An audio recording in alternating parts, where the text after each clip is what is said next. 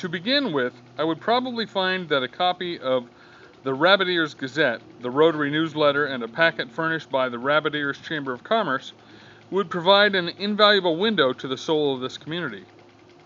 Question: what motivates this audience? Answer: as a community, these citizens of Montana are motivated by a sense of rugged individualism, of wide open spaces and big blue sky. It says so in all their tourism brochures. They are turned off by fast-talking city slickers and politicians. As are all Rotary clubs, this one is motivated by service, the giving of oneself, asking nothing in return. They are motivated by connections and communications, thus the Rotary wheel. As most are business professionals, they are motivated by a healthy economy, basic community wellness, and of course, free enterprise and the profit potential it brings. Question: what specific words do they use that no one else knows? Answer: this takes a little research, but thumbing through the local newspaper, Chamber of Commerce brochures, and a phone call to the local might reveal to you that Bugsy's Bar and Grill is the place to be seen, and the new Town and Country Mall is facing a challenge by the EPA over their heating system. Within the typical Rotary propaganda, you'll find service above self, polio plus, Paul Harris, and other words and phrases repeated. Question: what makes them cry? The increased rate of teen suicide in Rabbit Ears, Montana. The closing of the local mine and subsequent loss of 200 jobs. The recent scandal involving the pastor of the largest church in town and his secretary. Question: what brings them joy? Answer: their past president has just been elected to serve as mayor of the city. The local high school has been all-conference basketball champs for 3 straight years. As you can see, finding the soul of this heterogeneous group we call an audience requires some research.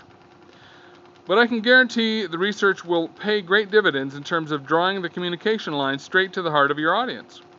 Each group you address, be it tough salespeople or bored school kids, is made up of individuals, and each individual has his or her own soul that contributes in various ways and to various degrees to the heart of the audience. The smaller the number of an audience, the more diligently the speaker should search for the individual soul.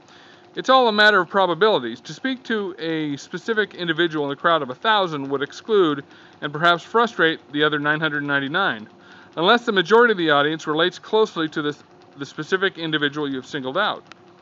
So the trick is to be general enough to reach the majority of the audience, and yet so specific that each person in the room feels you are talking directly to him or her. A specific question you might pose to that typical individual is the following. Question: is the soul of this person steeped in areas of religious, ethnic, racial, or gender identity? What are his or her political leanings, liberal or conservative, Democrat or Republican? Once the soul is found, the speaker needs to find the pathway to that soul. This, of course, can be done through a number of techniques and tools, gestures, expressions, slides, charts, overheads, lights, etc. But the catalyst that holds it all together in any presentation are the words that you use. Words that reach out and touch the inner feelings of the audience are the jewels that transfer emotion from soul to soul. Word choice can be a risky business, of course.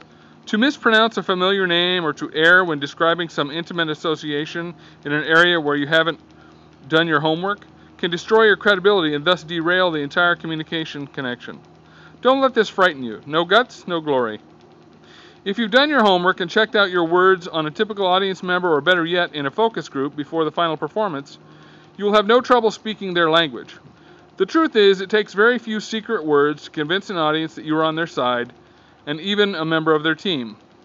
Well, enough about the heart of the audience. Now let's look a moment at exposing your own soul.